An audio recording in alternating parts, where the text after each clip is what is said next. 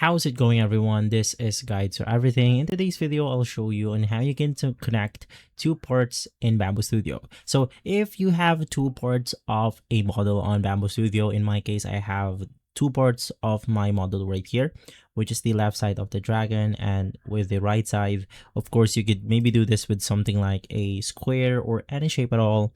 You can just make sure that they are on the same plate right here.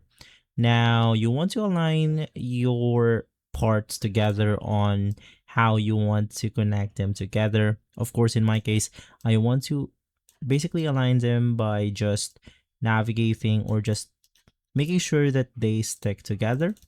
Now, after making sure that you have set it the way you want to press shift on your keyboard, which will basically allow us to highlight the objects that we want to connect. So you can just highlight both objects, right click on it, and then you want to select the merge option. From there, this will merge the two parts of our model into one.